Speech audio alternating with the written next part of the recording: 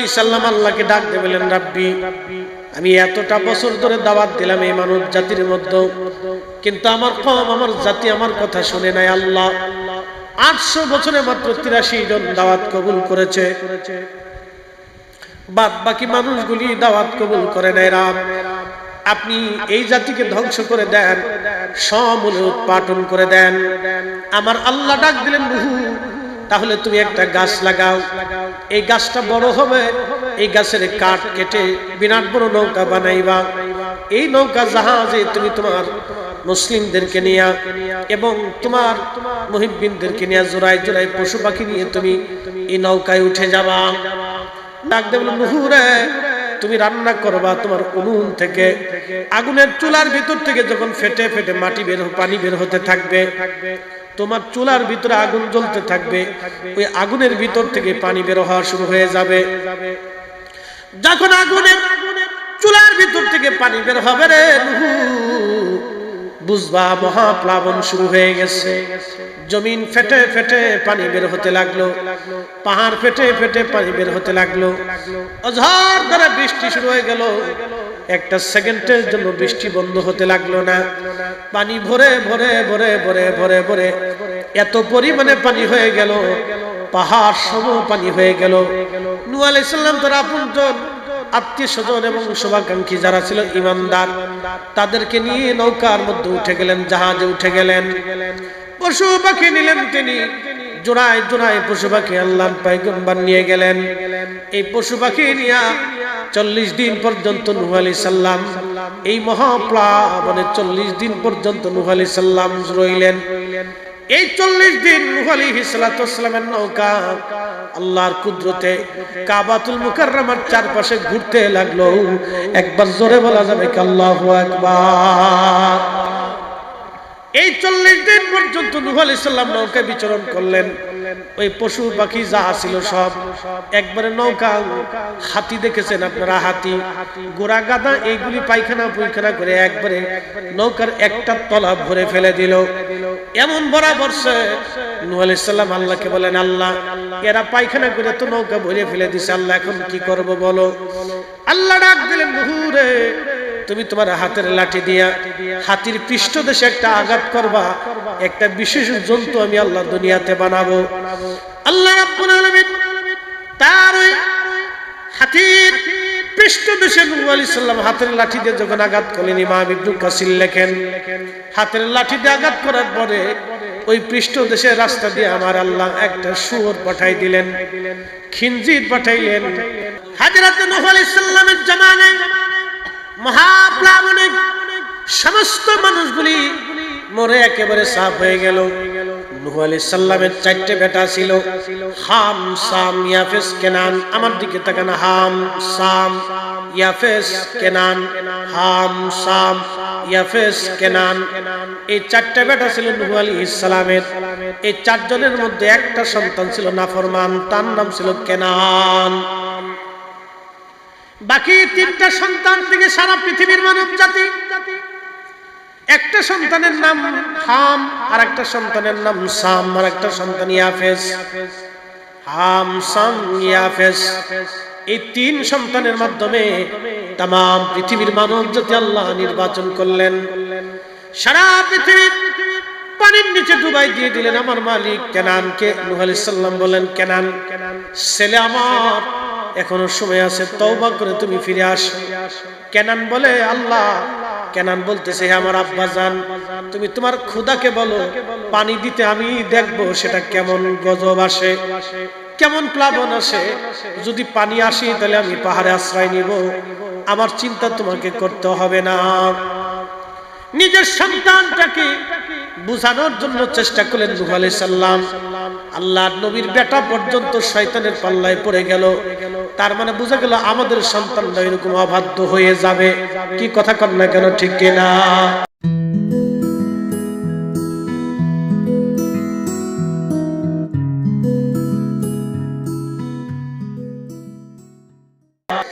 আমাদের সন্তানরা অবাধ্য হবে, এজন্য চিন্তিত হওয়ার কিছু নাই। হযরত আদম আলাইহিস সালামের সন্তান হাবিল আর কাবিল দুইজন একজনকে হত্যা করলো আকলিমা নামক এক সুন্দরী মেয়ের প্রেমে পড়িয়া। এক সুন্দরী মেয়ের জন্য হাবিল আর কাবিল প্রথম মার্ডার হলো। আদম আলাইহিস সালামের একটা সন্তান অবাধ্য হলো। এই জন্য কিয়ামত পর্যন্ত এই জাতির ভিতরে বাবার অবাধ্য সন্তান তৈরি হবে। একটা বাধ্য হবে আর একটা অবাধ্য হতে পারে, কিন্তু এই অবাধ্যতার জন্য খোদার গজব আল্লাহর পক্ষ থেকে আসে। যারা বাবা মার অবাধ্য সন্তান হয় এরা জীবনে কোনোদিন সুখী হতে পারে না। দুনিয়াও নাই আখিরাতেও নাই, দুনিয়াও নাই আখিরাতেও নাই। হযরত নূহ আলাইহিস সালাম সন্তানকে বারবার দাওয়াত দিলেন, আসো মানো আমার কথা, কিন্তু মানলো না, অবাধ্য হয়ে গেল। আল্লাহ পাক তাকেও পানির মধ্যে ডুবাইয়া সুবাইয়ে মেরে ফেললেন, হত্যা করলেন। সেও দুনিয়াও পাইল না, আখিরাতও পাইল না। হযরত লূত আলাইহিস সালামের স্ত্রী কওমে লূত ছিল ট্রান্সজেন্ডার সমকামী। ট্রান্সজেন্ডার সমকামী, সমকামী তো বুঝছেন পুরুষ আর পুরুষে কাম করা। এক সমকামী ছেলে একদিন আমাকে ফোন দিয়ে বলল, হুজুর আমি ট্রান্সজেন্ডার ছিলাম, ট্রান্সজেন্ডার সমকামী। আল্লাহ আমাকে হেদায়েত করেছেন। প্রত্যেক রাত্রে আমি আপনার ওয়াজ শুনি, আপনার ওয়াজ শুনে আমি ফিরে এসেছি। ওই সমকামীর সদস্য ছিলাম আমি, ট্রান্সজেন্ডারের সদস্য। হুজুর প্রত্যেক রাত্রি বেলা আপনার এক একটা করে নতুন ওয়াজ আমি শুনি, শুনে শুনে আল্লাহ আমারে হেদায়েত দিয়েছেন। কাম করে ফেলেছি, তোমাদের জন্য একবারে দুর্বিশ্বাস করে ফেলেছি, অস্থিরতা বাড়িয়ে দিয়েছি। এই জন্য করেছি আল্লাহ লাআল্লাহুম ইয়ারজিউন, তোমরা যাতে ভুল বুঝে আমি আল্লাহর দিকে ফিরে আসো। ঘুষ, দুর্নীতি, অন্যায়, সুদ, এই জমি দখল করা, সম্পদ মেরে খাওয়া, রাষ্ট্রের হক নষ্ট করা, সমাজের হক নষ্ট করা, পিতামাতার হক নষ্ট করা, আত্মীয়তার হক নষ্ট করা, অন্যের অধিকার হরণ করা, অন্যের হক মেরে খাওয়া, অন্যের সম্পদ লুটিয়ে নেওয়া, ভাই বোনের সম্পদ বুঝিয়ে না দেওয়া, পিতা কর্তৃক সন্তান কর্তৃক পিতার অপমানিত হওয়া, সন্তান কর্তৃক পিতার নির্যাতিত হওয়া, যুবক কর্তৃক বৃদ্ধ অপমানিত হওয়া। আর তোমরা শুনে রাখো, তোমার মা কর্তৃক সন্তানকে হত্যা হওয়া। আপনি শুনলে অবাক হবেন, এদেশের বহু নারী আছে, বহু নারীর সাজাও হয়েছে, যেই নারী নিজের সন্তানকে হত্যা করে, নিজের সন্তানকে ফেলে রেখে পরপুরুষের হাত ধরে পরকিয়া করে বের হয়ে চলে গেছে। কথা কন না কেন? এই জন্য আল্লাহ গজব চাপাই দিয়েছে। মালিক বললেন, তোমরা যাতে আমি আল্লাহর দিকে ফিরে আসা, সেই জন্য তোমাদের উপর শাস্তি চাপাই দিয়েছে। এটা কোরআন কর্তৃক ফয়সালা। প্রিয় নন্দাইলবাসী, কথাগুলি শুনে যাওয়াটা অত্যন্ত জরুরি, আমাদের বুঝার দরকার। এরকম শাস্তি আগের জমানাতেও ছিল। আল্লাহ রাসূল বলেন, উম্মত তোমরা শোনো, আমার আল্লাহর সাথে একটা কথা, একটা ওয়াদা। আমার রব আমার আল্লাহ আমার সঙ্গে ওয়াদা করেছেন, আমার উম্মতকে সমূলে আল্লাহ ধ্বংস করে দেবে না। আগের জমানাতে মানুষকে আল্লাহ একবারে সমূলে ধ্বংস করে দিতেন। যেমন নূহ আলাইহিস সালামের সময় মহাপ্লাবন হলো। 800 বছর ধরে আল্লাহরই পয়গম্বর নূহ আলাইহিস সালাম মানুষকে দাওয়াত দিলেন, তোমরা সত্য বলো, মিথ্যা ছাড়ো, হক করো, না হক ছেড়ে দাও, অন্যায় ছেড়ে দাও, জুলুম ছেড়ে দাও, তোমরা এই অন্যায়গুলি ছাড়ো, এক আল্লাহর ইবাদত করো, প্রভুর সামনে মাথা নত করো, গাছ তরুলতা পাতা পাথর পূজা তোমরা বন্ধ করে দাও। এইভাবে যখন 800 বছর ধরে আল্লাহর পয়গম্বর নূহ আলাইহিস সালাম দাওয়াত দিলেন, মাত্র 83 জন মানুষ দিন কবুল করলো। বাকি মানুষগুলি আল্লাহকে আল্লাহ বলে মানলো না। একটু চিন্তা করেন তো, 800 বছর ধরে দাওয়াত দিচ্ছে, বাকি মানুষগুলি আল্লাহকে আল্লাহ বলে মানলো না। ঠিক তখনই নূহ আলাইহিস সালাম আল্লাহকে ডাক দিয়ে বলেন, রাব্বি, আমি এতটা বছর ধরে দাওয়াত দিলাম এই মানব জাতির মধ্যে, কিন্তু আমার কওম, আমার জাতি আমার কথা শুনে নাই। আল্লাহ 800 বছরে মাত্র 83 জন দাওয়াত কবুল করেছে, বাদ বাকি মানুষগুলি দাওয়াত কবুল করে নাই। রাব, আপনি এই জাতিকে ধ্বংস করে দেন, সমূলে উৎপাটন করে দেন। আমার আল্লাহ ডাক দিলেন, নূহ তাহলে তুমি একটা গাছ লাগাও, এই গাছটা বড় হবে, এই গাছের কাঠ কেটে বিরাট বড় নৌকা বানাইবা, এই নৌকা জাহাজে তুমি তোমার মুসলিমদেরকে নিয়ে এবং তোমার মুহিব্বিনদেরকে নিয়ে জোড়ায় জোড়ায় পশু পাখি নিয়ে তুমি এই নৌকায় উঠে যাবা। নূহ আলাইহিস সালামের সেই নৌকা বানানোর জন্য নূহ আলাইহিস সালাম গাছ লাগাচ্ছিলেন। তো লোকেরা ডাক দিয়ে বলল, হুজুর নূহ গো, কি করো তুমি, গাছ লাগাও কেন? নূহ আলাইহিস সালাম, হে আমার জাতি, গাছ লাগাইতেছে এই জন্য 100 বছর পরে এই গাছ বড় হবে, এই গাছ কেটে আমি তক্তা বানাবো, আর আল্লাহ মহাপ্লাবন দিয়ে জমিন ধ্বংস করে দিবেন। তোমরা যদি আমার কথা না শোনো তাহলে এই জমিনে মহাপ্লাবন আসবে, ধ্বংস হয়ে যাবে সব। তখন ওরা হাসতে লাগলো আর কয়, দেখো নূহ পাগল হয়ে গেছে। সেদিন ওরা বুঝে নাই নূহ পাগল হয় নাই। আল্লাহর নবী সতর্ক করে দিলেন, উম্মত রে, তোমাদের মধ্যে জুলুম অত্যাচার অন্যায় যখন বেড়ে যাবে, না হক যখন বেড়ে যাবে, তখন আল্লাহ গজব চাপাই দিবে। অনাবৃষ্টি, অতিবৃষ্টি, সাইক্লোন, মহামারী, খরা, দুর্ভিক্ষ, এগুলি দিয়ে আল্লাহ শাস্তি দিবে তোমাদেরকে। তোমরা যদি তওবা না করো, ফিরে না আসো, আল্লাহ তোমাদের উপরে গজব চাপাই দেবে। হযরতে নূহ আলাইহিস সালামের কথা বলছিলাম। গাছ লাগাইলেন নূহ আলাইহিস সালাম 100 বছর আগে। গাছটা 100 বছর পর্যন্ত বড় হয়ে গেল। বুঝতেই পারতেছেন 100 বছরে গাছটা কত বড় হতে পারে। এরপরে নূহ আলাইহিস সালাম তার দেয়ারাতে মানুষ ছিলেন না বা 3 হাতে ছিলেন না। নূহ আলাইহিস সালাম ওই সময় অনেক বড় লম্বা ব্যক্তি ছিলেন। সেই সময় হযরতে নূহ আলাইহিস সালাতু ওয়াস সালাম সেই সময় বিরাট বড় ছিলেন। তিনি একটা জাহাজ বানাইতে শুরু করলেন। তক্তা বানাইয়া কাঠ দিয়ে জাহাজ বানানো শুরু করলেন। বিরাট বড় জাহাজ বানাইলেন, 3 তলা বিশিষ্ট জাহাজ ছিল। 3 তলা, এক তলায় ছিলেন নূহ আলাইহিস সালাম এবং তার সঙ্গী সাথীরা আপনজন। আর এক তলায় পশু পাখি রেখেছিলেন, আর এক তলাতে তিনি পাখি, আসমান জাতীয়গুলি রেখেছিলেন, জমিনের জাতিগুলি রেখেছিলেন, বাঘ ভাল্লুক রেখেছিলেন। নূহ আলাইহিস সালাতু ওয়াস সালাম নৌকা মহাপ্লাবন। আল্লাহ পাক বললেন, রব, প্লাবন কখন শুরু হয়ে যাবে বলো। আল্লাহ ডাক দিয়ে বললেন, নূহ রে, তুমি রান্না করবা তোমার উনুন থেকে, আগুনের চুলার ভিতর থেকে যখন ফেটে ফেটে মাটি বের, পানি বের হতে থাকবে, তোমার চুলার ভিতরে আগুন জ্বলতে থাকবে, ওই আগুনের ভিতর থেকে পানি বের হওয়া শুরু হয়ে যাবে। যখন আগুনের চুলার ভিতর থেকে পানি বের হবে রে নূহ, বুঝবা মহাপ্লাবন শুরু হয়ে গেছে। জমিন ফেটে ফেটে পানি বের হতে লাগলো, পাহাড় ফেটে ফেটে পানি বের হতে লাগলো, অঝড় ধরে বৃষ্টি শুরু হয়ে গেল। একটা সেকেন্ডের জন্য বৃষ্টি বন্ধ হতে লাগলো না। পানি ভরে ভরে ভরে ভরে ভরে ভরে এত পরিমাণে পানি হয়ে গেল, পাহাড় সম পানি হয়ে গেল। নূহ আলাইহিস সালাম তার আপনজন, আত্মীয় স্বজন এবং শুভাকাঙ্ক্ষী যারা ছিল ঈমানদার, তাদেরকে নিয়ে নৌকার মধ্যে উঠে গেলেন, জাহাজে উঠে গেলেন। পশু পাখি নিলেন তিনি, জোড়ায় জোড়ায় পশু পাখি আল্লাহর পয়গম্বর নিয়ে গেলেন। এই পশু পাখি নিয়ে 40 দিন পর্যন্ত নূহ আলাইহিস সালাম এই মহাপ্লাবনে 40 দিন পর্যন্ত নূহ আলাইহিস সালাম রইলেন। এই 40 দিন নূহ আলাইহিস সালাতু ওয়াস সালামের নৌকা আল্লাহর কুদরতে কাবাতুল মুকাররমার চারপাশে ঘুরতে লাগলো। একবার জোরে বলা যাবে আল্লাহু আকবার। এই 40 দিন পর্যন্ত নূহ আলাইহিস সালাম নৌকা বিচরণ করলেন। ওই পশু পাখি যা ছিল সব একবারে নৌকা, হাতি দেখেছেন আপনারা, হাতি, গোড়া গাদা, এইগুলি পায়খানা পুইখানা করে একবারে নৌকার একটা তলা ভরে ফেলে দিল। এমন বরাবর সে নূহ আলাইহিস সালাম আল্লাহকে বলেন, আল্লাহ, এরা পায়খানা করে তো নৌকা ভরে ফেলে দিছে, আল্লাহ এখন কি করব বলো। আল্লাহ ডাক দিলেন, নূহ রে, তুমি তোমার হাতের লাঠি দিয়া হাতির পৃষ্ঠদেশে একটা আঘাত করবা, একটা বিশেষ জন্তু আমি আল্লাহ দুনিয়াতে বানাবো।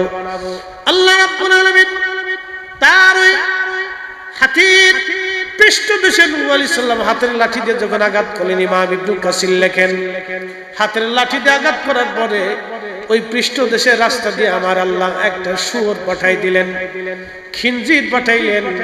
এই শুয়োর দুনিয়াতে আসার সঙ্গে সঙ্গে ময়লা আবর্জনা, ওই বাথরুম পায়খানাগুলি খাওয়া শুরু করে দিল। ওই দিন থেকে শুয়োরের গোশত মানব জাতির জন্য আমার আল্লাহ হারাম করে দিয়ে দিলেন। মুসলমানদের জন্য সর্বজমানায় শুয়োরের গোশত আল্লাহ হারাম করেছিলেন, এই জমানায় শুয়োরের গোশত আল্লাহ হারাম করেছেন। সুদের টাকা দিয়া আর ঘুষের টাকা দিয়া অন্যায়ভাবে মানুষের অর্থ সম্পদ মেরে খাইয়া যারা গরুর গোশত কিনে খায়, ওই শুয়োরের গোশত আর গরুর গোশতের মধ্যে কোনো তফাৎ নাই।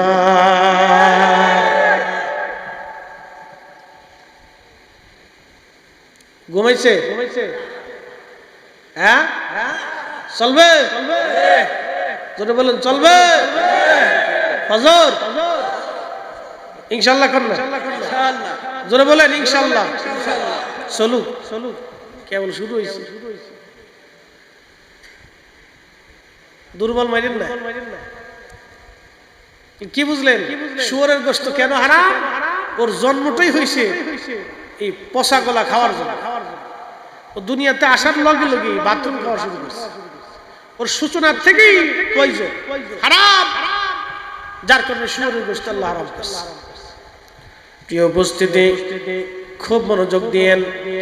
আমার মালিক আমার আল্লাহ শুয়োরের গোশত হারাম করে দিলেন। এই যে শুয়োরের গোশত হারাম, কুত্তার গোশত হারাম, কারণ ভিতরেও না পাক বাহিরেও না পাক। আল্লাহ বলেন হালালান তাইয়্যিব, তোমরা হালালটা খাও, বিশুদ্ধটা খাও, ভালোটা খাও। গরু হালাল করে দিলেন, কিন্তু সেটা যদি আল্লাহর নামে জবাই হয় তাহলে সেটা হালাল। আর যদি জবাই দেওয়ার সময় আল্লাহর নাম না নেয় তাহলে সেটা হারাম। আল্লাহর নাম নিতে হবে, অন্তত বিসমিল্লাহ আল্লাহু আকবার বা শুধু আল্লাহু আকবার বললেও চলবে, বিসমিল্লাহ বললেও চলবে। আল্লাহর নাম নিতেই হবে, আল্লাহর নামে যেটা জবাই হবে। মুরগি বলেন, খাসি বলেন, আর উট দুম্বা ভেড়া যে হালাল পশু আছে, আল্লাহর নামে জবাই দেওয়ার পরে এটা হালাল হবে। আর জবাই দেওয়ার সময় যদি আল্লাহর নাম না হয় তাহলে জবাই হবে না, এই পশু গোশত খাওয়া যাবে না। অনেক সময় দেখবেন হোটেলে মোটেলে যারা জবাই দেয়, আল্লাহ খুদার নাম কিছুই নেয় না, একবারে সরাসরি একবারে মারতে থাকে। কি কথা কর না কেন? আবার দেশে মুরগিগুলি যেতে যেতে যেগুলো মরে যায়, ঢাকার শহরে মরে যায়, এই মরা মুরগিগুলি বিভিন্ন হোটেল আলারা নিয়ে যায়। অনেকেই, সবাই না, কিন্তু কিছু হোটেল অসাধু ব্যবসায়ী আছে, তারা নিয়ে যে এই মরা মুরগিগুলি একবারে কাবাব আর ফেরাই বানাইয়া মানুষের সালায় দেয়। কিন্তু কাস্টমার তো জানে না এগুলি হারাম। যিনি খাওয়াইলো 2টা পয়সার জন্য, এই দোকানদার বা দোকানের মালিক অথবা দোকানের ম্যানেজার, আপনারা বলেন তো সে মানুষ হতে পারছে? 5 ওয়াক্ত নামাজও যদি পড়ে তাহলে সে মানুষ হইতে পারে নাই। এটা নিকৃষ্ট শুয়োর কুত্তার চাইতেও খারাপ।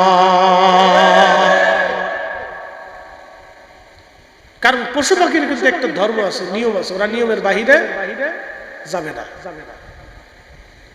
আমার দিকে তাকান, জীবনে কোনোদিন দেখছেন কুকুর, পুরুষ কুকুর আর পুরুষ কুকুরে এই সঙ্গম করতে জীবনে দেখছেন? দেখেন নাই। কিন্তু মানুষের ভিতরে একটা গ্রুপ আছে, নাম ট্রান্সজেন্ডার। এটার বাংলা নাম হচ্ছে সমকামী। সমকামী বুঝছেন? পুরুষে পুরুষে বলৎকার, পুরুষে পুরুষে বিয়ে হয়, নারী নারী বিয়ে হয়, নারী নারী ওয়াকাম করে, পুরুষে পুরুষে ওয়াকাম করে, যা কুত্তাও কোনোদিন কল্পনা করে নাই। ওখানে দেখলে কুত্তায় কয়, হারে তোরা মানুষ হইছিস কে? আমরা জীবনে যা কল্পনা করিনি তা তোরা করে ফেলছিস।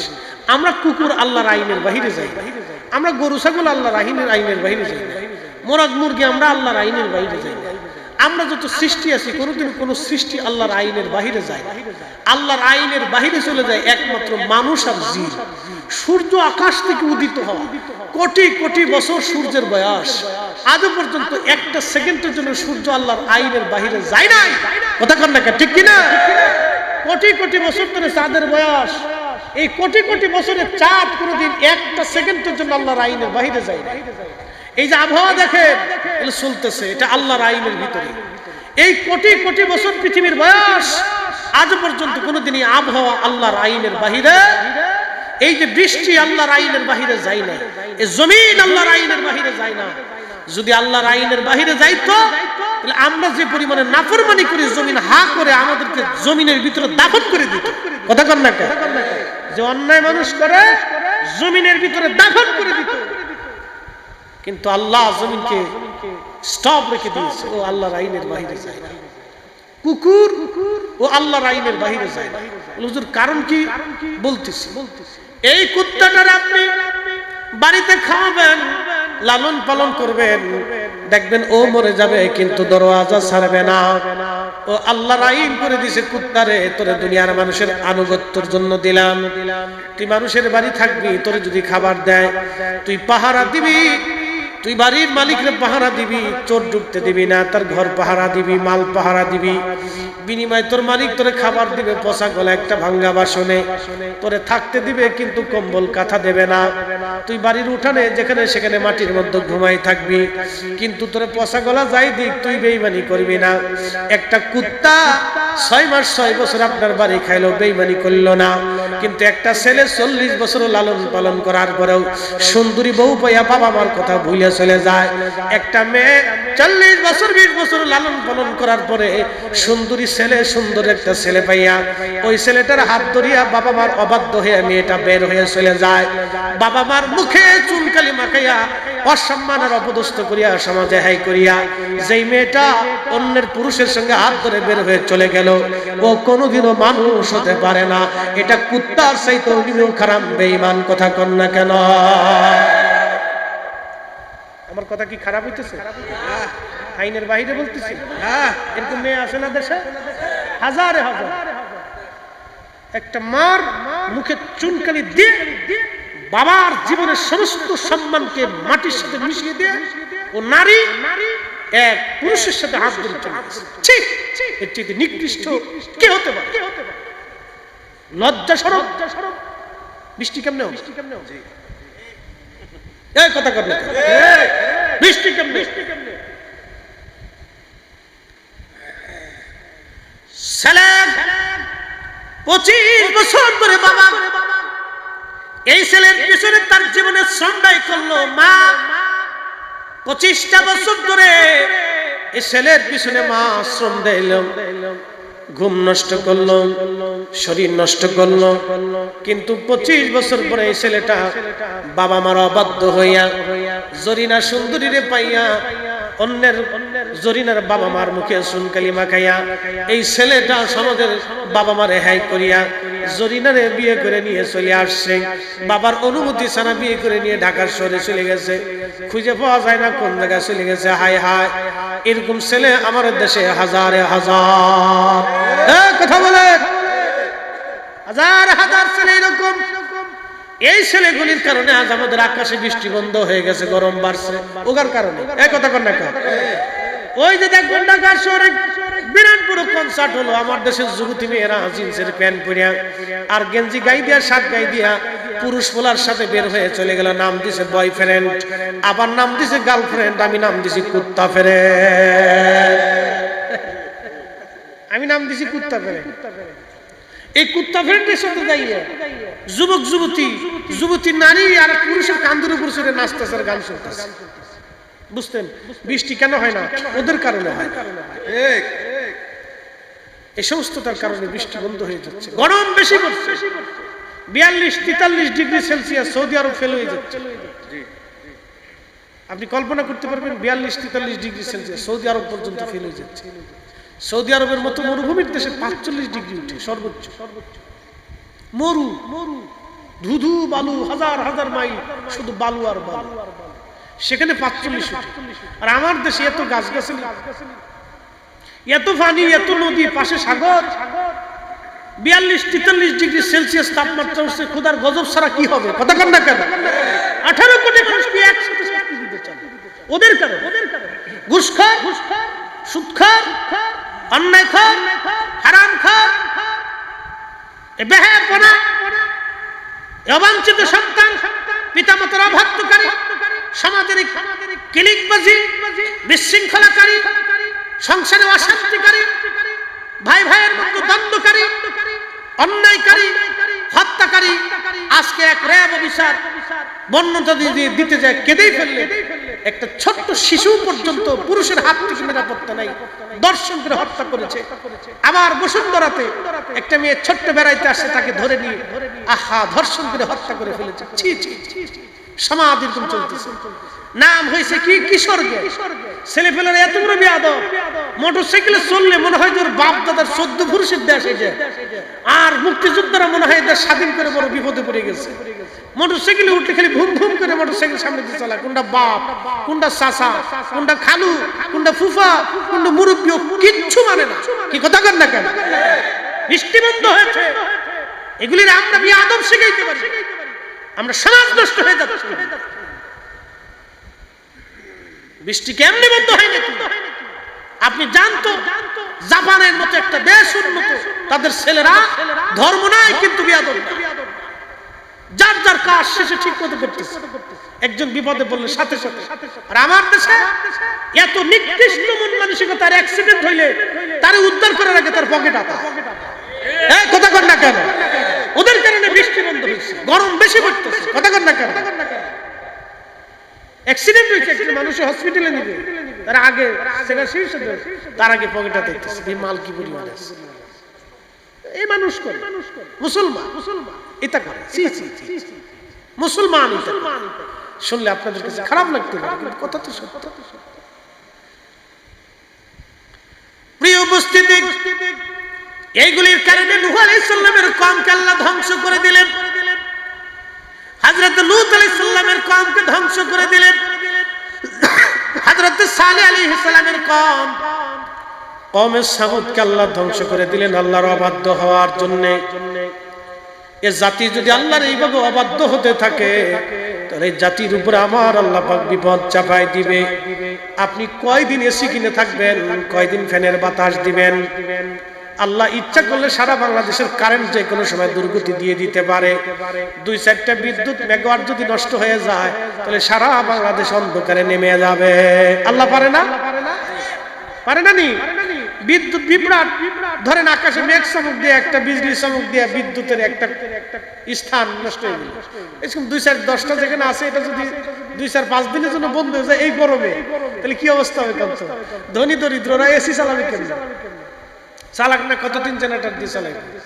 এই যা আছে সারা দেশ তো সব বের হয়ে আসবে, এটা সারা দেশে এটা বিশৃঙ্খলা লেগে। কথা কর না, ঠিক কিনা? আল্লাহ ইচ্ছা করলে আল্লাহর কাছে, ক্ষমতার কাছে সব অসহায়, একেবারে অসহায়, কিচ্ছু না। গরম ফেলে দিচ্ছে, তাতে মনে করছে হাফ সারতে সারতে জানছে, হিট স্ট্রোকে মানুষ মরে যেতেছে, ঠাস ঠাস করে পুড়ে মরে যেতেছে, প্রচন্ড গরমে ঠাস ঠাস করে পুড়ে মরে যেতেছে। গজব আল্লাহ।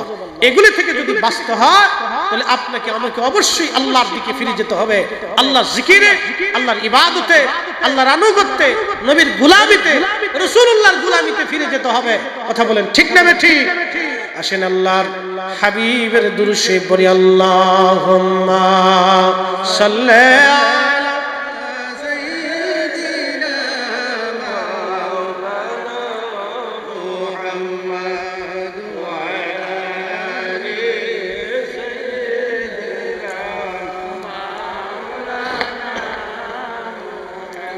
আল্লাহুম্মা সাল্লি আলা, জবান খুলে, হ্যাঁ মাশাআল্লাহ, লানা মুহাম্মাদু আলা আলি সাইয়্যিদিনা।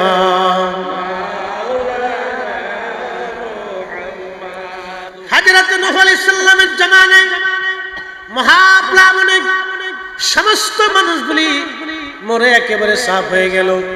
নূহ আলাইহিস সালামের 4টে বেটা ছিল, হাম, সাম, ইয়াফেস, কেনান। আমার দিকে তাকান, হাম, সাম, ইয়াফেস, কেনান, হাম, সাম, ইয়াফেস, কেনান। এই 4টে বেটা ছিল নূহ আলাইহিস সালামের। এই 4 জনের মধ্যে একটা সন্তান ছিল নাফরমান, তার নাম ছিল কেনান। বাকি 3টা সন্তান থেকে সারা পৃথিবীর মানব জাতি, একটা সন্তানের নাম হাম, আর একটা সন্তানের নাম সাম, আর একটা সন্তান ইয়াফেস। হাম, সাম, ইয়াফেস, এই 3 সন্তানের মাধ্যমে তামাম পৃথিবীর মানব জাতি আল্লাহ নির্বাচন করলেন। সারা পৃথিবী পানির নিচে ডুবাই দিয়ে দিলেন আমার মালিক কেনানকে। নূহ আলাইহিস সালাম বলেন, কেনান ছেলে আমার, এখনো সময় আছে, তওবা করে তুমি ফিরে আসো। কেনান বলে, আল্লাহ, কেনান বলতেছে, হে আমার আব্বা জান, তুমি তোমার খোদাকে বলো পানি দিতে, আমি দেখবো সেটা কেমন গজব আসে। কেমন প্লাবন আসে, যদি পানি আসে তাহলে আমি পাহাড়ে আশ্রয় নিব, আমার চিন্তা তোমাকে করতে হবে না। নিজের সন্তানটাকে বুঝানোর জন্য চেষ্টা করলেন নূহ আলাইহিস সালাম। আল্লাহর নবীর বেটা পর্যন্ত শয়তানের পাল্লায় পড়ে গেল। তার মানে বোঝা গেল আমাদের সন্তানরা এরকম অবাধ্য হয়ে যাবে। কি কথা কর না কেন, ঠিক কিনা? আমাদের সন্তানরা অবাধ্য হবে, এই জন্য চিন্তিত হওয়ার কিছু নাই। হযরত আদম আলাইহিস সালামের সন্তান হাবিল আর কাবিল দুইজন একজনকে হত্যা করলো আকলিমা নামক এক সুন্দরী মেয়ের প্রেমে পড়িয়া। এক সুন্দরী মেয়ের জন্য হাবিল আর কাবিল প্রথম মার্ডার হলো। আদম আলাইহিস সালামের একটা সন্তান অবাধ্য হলো। এই জন্য কিয়ামত পর্যন্ত এ জাতির ভিতরে বাবার অবাধ্য সন্তান তৈরি হবে। একটা বাধ্য হবে আর একটা অবাধ্য হতে পারে, কিন্তু এই অবাধ্যতার জন্য খোদার গজব আল্লাহর পক্ষ থেকে আসে। যারা বাবা মার অবাধ্য সন্তান হয় এরা জীবনে কোনোদিন সুখী হতে পারে না। দুনিয়াও নাই, আখিরাতেও নাই। দুনিয়াও নাই, আখিরাতেও নাই। হযরত নূহ আলাইহিস সালাম সন্তানকে বারবার দাওয়াত দিলেন, আসো মানো আমার কথা, কিন্তু মানলো না, অবাধ্য হয়ে গেল। আল্লাহ পাক তাকেও পানির মধ্যে ডুবাইয়া সুবাইয়ে মেরে ফেললেন, হত্যা করলেন। সেও দুনিয়াও পাইল না, আখিরাতও পাইল না। হযরত লূত আলাইহিস সালামের স্ত্রী কওমে লূত ছিল ট্রান্সজেন্ডার সমকামী। ট্রান্সজেন্ডার সমকামী, সমকামীতে বুঝছেন পুরুষ আর পুরুষে কাম করা। এক সমকামী ছেলে একদিন আমাকে ফোন দিয়ে বলল, হুজুর আমি ট্রান্সজেন্ডার ছিলাম, ট্রান্সজেন্ডার সমকামী। আল্লাহ আমাকে হেদায়েত করেছেন। প্রত্যেক রাত্রে আমি আপনার ওয়াজ শুনি, আপনার ওয়াজ শুনে আমি ফিরে এসেছি। ওই সমকামীর সদস্য ছিলাম আমি, ট্রান্সজেন্ডারের সদস্য। হুজুর প্রত্যেক রাত্রিবেলা আপনার এক একটা করে নতুন ওয়াজ আমি শুনি, শুনে শুনে আল্লাহ আমার হেদায়েত দিয়েছেন। আল্লাহর পথে ট্রান্সজেন্ডার সমকামিতা থেকে ফিরে আমি বিবাহ করেছি, আল্লাহ আমাকে একটা সন্তান দিয়েছে। হুজুর আমি হেদায়েতের পথে চলে আসছি, আমার জন্য দোয়া করবেন, আল্লাহ যাতে বাকি জীবনটা আমার হেদায়েতের পথে চলায়। একবার জোরে বলা যাবে কি আল্লাহু আকবার? হেদায়েতের মালিক কি আমরা না আল্লাহ? এই ট্রান্সজেন্ডার সমকামী এই সদস্য ছিলেন নূহ আলাইহিস সালামের স্ত্রী। কি চিন্তা করলেন আপনি? তার 11টা কন্যা সন্তান আল্লাহ দিয়েছিলেন। হযরত নূহ আলাইহিস সালাম বহু নসিহত করেছিলেন বিবিকে। আল্লাহু আকবার। এই ট্রান্সজেন্ডারের সদস্য থেকে, সমকামিতার সদস্য থেকে ফিরে আসতে, কিন্তু তার স্ত্রী ওখান থেকে ফিরে আসতে পারে নাই। কি বুঝলেন আপনি? তার মানে বোঝা গেল আমাদের স্ত্রী যারা হবে তারাও অবাধ্য হতে পারে, আল্লাহর দিকে তাদেরকে দাওয়াত দিতে হবে। সবার স্ত্রী যে বাধ্য হবে তা কিন্তু না, অবাধ্য হতেও পারে। সেই জন্য ঘরের ভিতরে দাওয়াতের কাজ চালাবেন। খালি মোবাইল দিয়ে আর ওই স্টার জলসা জি বাংলা নাটক দিয়ে বসে দিয়ে টেলিভিশন কিনা বউ নিয়ে নাটক দেখবেন, নাচানাচি লাফালাফি দেখবেন। পরে এসে গেল, হুজুর দোয়া করেন তুলার মাছ হয়ে গেছে। কথা কন না, তখন এই দোয়া আর কাজ হবে? শেষ শেষ। আমু গেছে সালাউ চলে গেছে। কষ্ট হইতেছে? চলবে নি আর 15 মিনিট চলবে। হ্যাঁ সারা রাত চললে চলবে না, অসুবিধা নেই। মেশিন চালাইতেছি তো, বেশি রাত করবে, 1টার ভিতরে না। আজকে এই ওয়াজ আর পরে বেলালের ওয়াজ যাওয়া যাবে। কারণ হলো আমি এক ধারায় আজকে ওয়াজ করছি, আজকে গরমের ধারায় চলে গেছি। বুঝতে পারছেন? এশকের ধারায় এখন আর নাই, চলে গেছে এখন অন্য ধারায়। অন্য ধারার থেকে অন্য ধারায় চলে আসলে ধারা চেঞ্জ হয়ে গেলে তখন আর এটার মজা লাগবে না। ঠিক আছে? ইনশাআল্লাহ আপনাদেরকে নিয়ে আমি আজকে বাস্তবমুখী কিছু কথা বলছি। এখন আমাদের মূল কাজ হচ্ছে এই কথাগুলি শ্রোতা বক্তা সবার জীবনে আমল করা। কথা কর না, ঠিক কিনা? আমল করা। তবে বৃষ্টি আসবে, বলেন আলহামদুলিল্লাহ। কি আসবে? বৃষ্টি আসবে। এই গরম চলে আসবে, গরম চলে। কারণ কি? আল্লাহর কিছু কুতুব এখনো জমিনে আছে, আল্লাহর কিছু পাগল এখনো জমিনে আছে। তারা যখন কান্দে তখন আল্লাহ আকাশ থেকে বৃষ্টি দিয়ে দেয়। একসাথে বলবেন আল্লাহু আকবার। কিছু আল্লাহর কুতুব আছে যারা দুনিয়ার থেকে একবারে বিরাগ হয়ে এই সমাজ রাষ্ট্র থেকে বিচ্ছিন্ন হয়ে শুধু আল্লাহর জন্য নিবেদিত হয়ে আছে, ও আমরা চোখে পড়বে না। কিছু আল্লাহর আব্দাল আছে যারা রাষ্ট্র সমাজ এই জনসাধারণের এই সমস্ত পাপ থেকে বিচ্ছিন্ন হয়ে গেছে, না এদের সাথে থাকা যায়, নাফরমানদের থেকে জুদা হয়ে আমাদের মতো গুনাহগার থেকে জুদা হয়ে শুধু আল্লাহর জন্য নিবেদিত হয়ে গেছে। এদেরকে আপনি চিনেন, আপনার সাথে দেখা দিবে না, পরিচয় দিবে।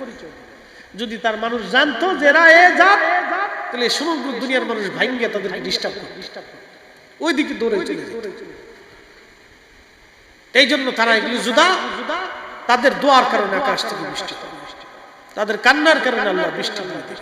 তারা যা যাবে সহিহ বুখারীর ভাষা ওয়া ইন সালানি লামুতিয়ান্নাহু ওয়া লাইস্তাআদানি লাউইজান্নাহু, আমার ওলির আকাশ থেকে আকাশের দিক থেকে চাইতে দেরি হবে, আমি রব আকাশ থেকে দিতে দেরি করব না। একসাথে বলে সুবহানাল্লাহ। তুমি আমাদেরকে একটু শাস্তি আস্বাদন করো, কেন আল্লাহর দিকে যাতে আমরা ফিরে আসি। করোনা আইছিল না, সারা পৃথিবী করোনা লড়াই দিল, অর্থনীতি পর্যন্ত চেঞ্জ হয়ে গেল, দেশ চেঞ্জ হয়ে গেল, ঘরের ভিতরে আবদ্ধ করে দিল মানুষ, রাস্তাঘাট বন্ধ হয়ে গেল, ইন্ডাস্ট্রি বন্ধ হয়ে গেল। উন্নত বিশ্বগুলি বিরাট বড় বড় চিকিৎসা যে দেশে, যারা চিকিৎসায় নোবেল পুরস্কার পায়, আমেরিকা ইউরোপের মতো দেশ, করোনায় লক্ষ লক্ষ মানুষ মরে গেল, কোটি কোটি টাকার মালিকরা করোনায় মরে গেল, হাজার হাজার কোটি টাকার মালিকরা করোনায় মরে গেল, অক্সিজেন পেল। আমার দিকে আমার মালিক আমার আল্লাহ আমাদেরকে 80 বছর ধরে অক্সিজেন খাওয়াচ্ছেন, দিচ্ছেন বিনা বিলে। সেই মালিকের জন্য কি একসাথে বলা যাবে না আলহামদুলিল্লাহ? তাহলে আসেন সেই মালিকের একটু জিকির করি। ইসমে জাত আল্লাহ আল্লাহ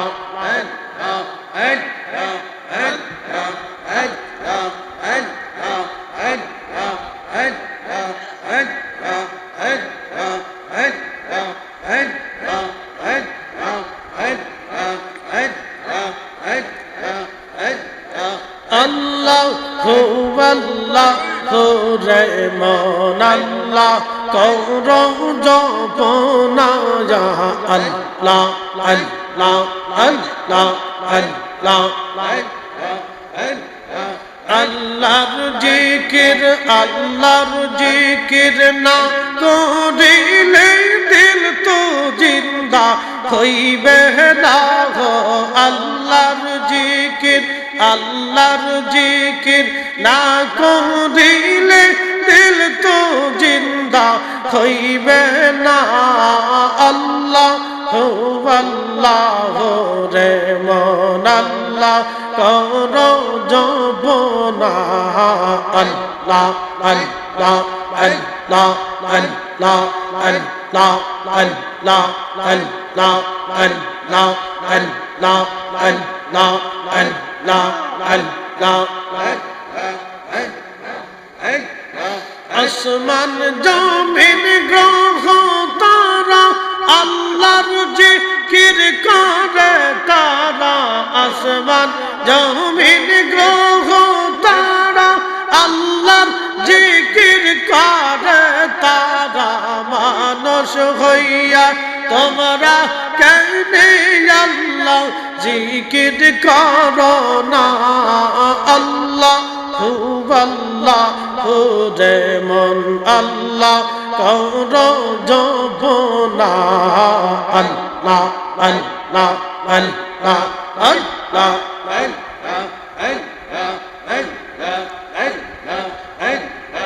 আল্লাহর জিকির না করিলে দিল তো জিন্দা হইবে না। আল্লাহর জিকির না করিলে দিল তো জিন্দা হইবে না। আল্লাহ আল্লাহ রে মন আল্লাহ করো জপনা আল্লাহ আল্লাহ আল্লাহ আল্লাহ আল্লাহ